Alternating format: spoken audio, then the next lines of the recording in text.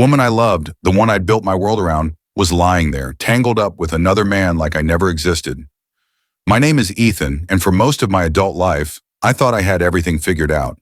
A steady job at the construction company, a modest house I bought with years of sweat and sacrifice, and a wife I believed was my forever. Maya. Maya wasn't just my partner. She was my peace. At least that's what I thought. We met when I was 26, and she was 23, back when I was still struggling to rebuild my life after losing my parents in a car accident. She was bright, funny, and had this way of making chaos feel calm. We fell in love fast. Too fast, maybe. Within a year, we were married. I didn't have much back then, just dreams and determination. But she said she didn't care about that. She said she loved me, and for years I believed her. But the truth about love is, you never realize how fragile it is until you see it break right in front of you. It started with little things. Maya became distant. She stopped asking about my day, stopped waiting up for me when I worked late. At first, I told myself it was stress. She had just started her own small online business, selling handmade candles and self-care boxes. She said it was taking up her time, and I believed her. But there were signs. Signs I ignored because I didn't want to believe what my gut was screaming. She started guarding her phone like a secret, laughing at text messages and locking the screen when I walked into the room. She'd say, "It's just customers asking about orders." And I'd nod, forcing a smile, even when something deep inside whispered, "No, it's not." The worst part, I blamed myself. Maybe I wasn't giving her enough attention. Maybe she was lonely. Maybe the long hours at work made her feel neglected. I started coming home earlier, cooking dinner, buying her flowers. Little things to remind her I still cared. But it didn't matter. Her smile became colder. Her hugs became shorter. Her "I love yous" started sounding like goodbyes. Then came the night everything fell apart. It was a Friday. I had just gotten off a double shift, exhausted, covered in dust, but excited. I'd gotten a small bonus at work, and my first thought was to surprise Maya with dinner and a gift, a silver bracelet I'd been saving up for. When I pulled into the driveway, I noticed something strange. The lights were off in the living room, but Maya's car was there. At first, I thought maybe she was resting, but as I walked up the steps, I noticed another car parked a little down the street. A black sedan I didn't recognize. Something in my chest tightened. Still, I told myself, don't jump to conclusions. I opened the front door quietly, stepping inside. The house was dark, but I could hear faint music.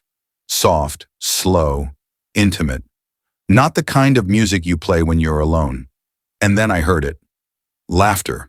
Hers. Followed by a man's voice. I froze. It felt like my brain shut down, like my body didn't know whether to move or run. I could feel my heartbeat in my ears. I stepped closer, each footstep heavier than the last, until I reached the half-open bedroom door. And that's when I saw it. Maya, in our bed, with someone else. For a second, my mind refused to believe what my eyes were seeing. The woman I loved, the one I'd built my world around, was lying there, tangled up with another man like I never existed. When she saw me, she gasped, "Ethan, wait, this isn't..." But I didn't want to hear it. My hands were shaking, my heart pounding so hard I could barely breathe. The man, some guy I'd never seen before, jumped up, pulling his jeans on like a coward trying to hide his shame. I stood there, silent. I didn't shout. I didn't throw anything. I just looked at her, the woman who promised me forever, and asked the only question that made sense. Why? And her answer broke something in me forever. She said, "Because I stopped feeling loved." That was it. No apology, no guilt, just a cold excuse. I walked out that night, left the dinner, the bracelet, everything. I got in my truck and drove without direction. My vision blurry from tears I refused to let fall. For days I didn't eat, didn't sleep, didn't go to work. I stayed in my truck, parked near a lake outside town, replaying that moment over and over. How did I not see it coming? How could she do that to me? after everything I gave up for her. And just when I thought it couldn't get worse, it did. A week later, I went home to grab some clothes, and the house looked different. Half my things were gone. When I asked Maya, she said she needed space. But then she dropped the real bomb. She told me she wanted a divorce and that she was keeping the house. Apparently, while I was busy trying to build us a future, she had been secretly moving money from our joint account, money I earned, into her own business account. She said it was to protect her assets. I laughed, the kind of laugh that doesn't sound human. It wasn't enough that she betrayed me. She wanted to ruin me too. And as if that wasn't enough, I found out who the man was. His name was Ryan, my cousin, the same cousin I grew up with, the same one I helped get a job when he was broke. That was the day the pain turned to something else. Not sadness, not heartbreak, but cold, quiet anger. And I promised myself something right then. I wouldn't let them get away with it. Not this time. I didn't sleep that night. I just sat in my truck with the engine off, staring at the steering wheel until the sun rose, wondering how everything I built fell apart so easily. You see, betrayal isn't just about losing someone. It's about losing yourself in the process. The part of you that believed in loyalty, in promises, in forever. When you've given your all to someone and they throw it away, it doesn't just break your heart. It breaks your sense of who you are. For weeks, I felt like a ghost in my own life. I couldn't eat, couldn't go to work. I'd wake up in the middle of the night hearing Maya's laughter in my head. That same laughter I heard behind the bedroom door. And every time I thought about Ryan, my cousin, something inside me burned darker. Family is supposed to protect you. He knew what she meant to me. He knew. We grew up together, shared birthdays, secrets, dreams. He was the one who told me I was lucky to find someone like Mia. And all the while, he was sneaking behind my back, living a double life. When I confronted him, he didn't even flinch. He just shrugged and said, "Things happen, man." Like betrayal was an accident. Like he tripped and fell into my wife's arms. That was the moment I knew. People can smile to your face and stab you in the same breath. But life has a strange way of teaching lessons. At first, I wanted revenge, the loud kind. I wanted to expose them, ruin their names, make them feel even half the humiliation I felt. But anger like that eats you alive. It doesn't heal. It just burns everything in its path, especially you. So instead of acting out, I went quiet. I stopped answering calls, stopped showing up anywhere people might see me. Maya filed for divorce officially. I didn't contest it. I just signed the papers, numb, watching years of love end with a pen stroke. She kept the house, the same one I'd built piece by piece. She even had the nerve to tell the court I was emotionally unstable so she could take more. Maybe she was right, because at that point, I didn't even recognize myself anymore. But life doesn't stay still forever. One afternoon, about 3 months later, I was at a local diner, nursing a cup of black coffee when I saw her. Lena, an old friend from high school. She looked surprised to see me. "Ethan, you okay? You look tired." I gave her a small smile and said, "Been better." Lena had always been the kind of person who could see through lies. She didn't push, but she sat down anyway. We talked, really talked, about the mess I was in, the betrayal, the anger I couldn't shake. She listened quietly, eyes soft, and when I finished, she said something that stuck with me. "Sometimes," she said, "karma doesn't need help. You just have to step out of the way and let it work." At the time, I didn't believe in karma. I believed in pain. But that night, lying awake, I started thinking about it. Maybe revenge wasn't about hurting them. Maybe it was about rebuilding myself so completely that they couldn't touch me anymore.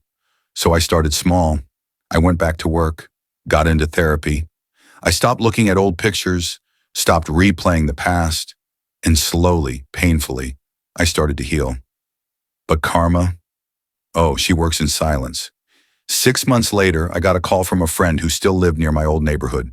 He said, "Ethan, you're not going to believe this. Ryan's been arrested." My heart stopped. For what? Fraud? Turns out his new business partner was using his name to launder money. They traced everything back to him. I couldn't believe it. The same man who mocked me for losing everything was now facing charges that could put him away for years. I didn't gloat. I didn't celebrate. But I won't lie, for the first time in months, I slept peacefully. And as for Maya, she tried to move on, tried to build her perfect life with the money she took. But the universe doesn't let people get away clean. Her candle business, the one she used to drain our savings, started tanking. Her suppliers backed out, orders dropped, and one of her clients sued her over faulty products. I heard all this through the grapevine, but I didn't reach out. I didn't have to, because sometimes silence hurts more than words ever could. Still, there was a part of me that couldn't let go, the part that still wanted answers. Closure, maybe. So one evening, about a year after everything fell apart, I decided to drive by the old neighborhood. I told myself I was just curious, that I wanted to see how things had changed. But deep down, I think I wanted to see if she was still happy without me. When I pulled up, the house looked empty. The lights were off, the yard overgrown. The for sale sign was crooked, half fallen into the dirt. I got out and walked up to the porch. The air felt heavy, like walking into a memory you've tried to bury. And then I saw her, through the window. Maya, sitting alone on the floor, surrounded by boxes. Her hair was messy, her face pale. She looked tired, defeated. For a second, I almost felt sorry for her. Almost. Because in that moment, I realized something. She hadn't just lost me. She lost herself too, chasing something that was never real. And me? I was finally free. I turned around, got back into my truck, and drove away. No words, no confrontation, no closure needed. Because the best revenge is indifference. But life wasn't done surprising me yet, because a few weeks later, I got a letter. One that would reopen every wound I thought had healed. It was from Maya, and what she confessed inside that envelope would change everything I thought I knew about our marriage, and the betrayal that started it all. The letter came on a Wednesday, plain white envelope, no return address, just my name, written in a handwriting I'd memorized long ago. At first I thought about tossing it. I didn't owe her anything. Not even the satisfaction of knowing I'd read her words. But something about that shaky handwriting stopped me. So I sat down at the small kitchen table in my new apartment, the one I'd worked hard to pay for myself, and opened it. The paper trembled in my hands as I unfolded it. Ethan, I don't know where to start. Maybe I don't deserve to. You were good to me, better than I ever was to you. I told myself I was unhappy because you were distant, but the truth is, I was the one who changed. I started chasing a version of happiness that didn't exist.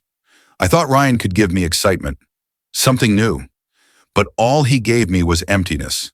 I ruined the only real thing I ever had, and I have to live with that every day. I don't expect forgiveness.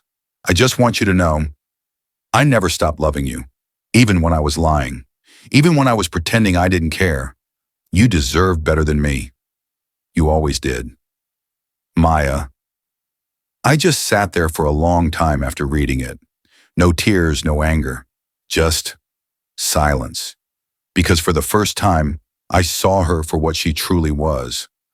Not the villain I painted her to be, but a broken person who destroyed herself trying to find what she already had. And somehow, that made the pain a little easier to carry. I folded the letter neatly, placed it back in the envelope, and set it aside. I didn't write back, because sometimes the best reply is peace. The following months were strange. I started noticing how much lighter my chest felt. The sleepless nights became fewer. The ache in my gut faded. I even started enjoying the small things again. Coffee in the morning, long drives with the windows down, late night talks with Lena. Yeah, Lena. The friend who sat with me when I couldn't speak, who reminded me that I still had worth when I thought I'd lost it. She didn't try to fix me. She just stayed. And that's how real healing starts. Not with grand gestures, but with quiet presence. Eventually, what began as friendship turned into something deeper, something slower, steadier, real.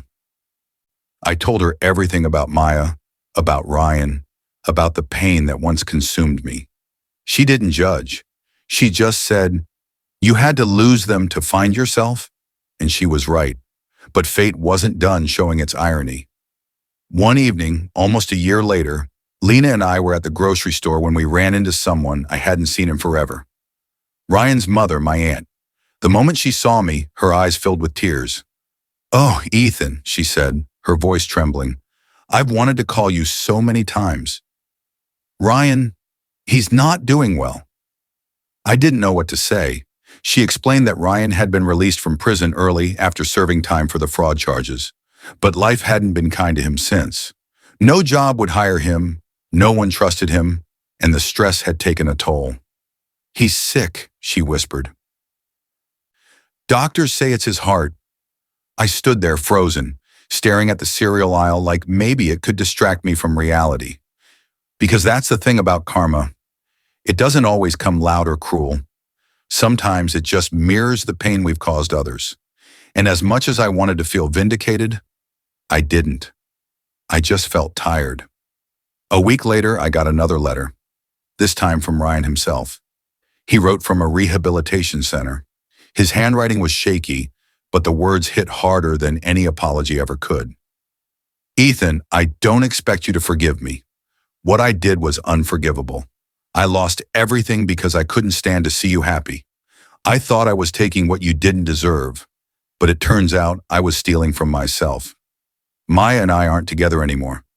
Haven't been for months. She left when things got hard. Just like I knew she would. If there's any justice in this world, it's that you found peace while I live with the guilt of knowing I destroyed the only family that ever cared about me. I'm sorry, Ryan." I didn't respond to that one either, because by then I'd learned that forgiveness isn't about letting someone back into your life. It's about letting yourself move on without hate eating you alive. And I wasn't going to let his choices define me anymore. That night, I drove out to the same lake I used to park beside when everything fell apart. The same place where I once sat broken, wondering how I'd survive the betrayal. This time, the air felt different, peaceful. I took both letters, Maya's and Ryan's, out of my pocket, read them one last time, and tossed them into the water. They floated for a moment before sinking slowly beneath the surface, swallowed by the same stillness that had once held all my pain. It felt symbolic, like bearing a part of my past that no longer had power over me. I whispered, "Thank you." Not to them, but to life, for teaching me that pain isn't the end of the story. Sometimes it's the beginning of becoming who you're meant to be. Months turned into a year. Lena and I moved into a small house together. Nothing fancy, but filled with peace and laughter. The kind of quiet love I used to dream of. Sometimes I still think about Maya. Not with anger, not even with longing. Just understanding. Because she wasn't my forever. She was my lesson. And Ryan? He was proof that karma always circles back. Sometimes slow, but always sure. They both showed me something I'd forgotten, that no matter how much people try to break you, you can rebuild stronger. Now, when people ask me if I believe in revenge, I tell them the truth. No, I believe in karma, because revenge is loud, messy, and short-lived. But karma is patient. It waits until the noise fades, and then it delivers what's deserved, quietly, completely, and without warning. And me? I found peace not by getting even, but by walking away and never looking back.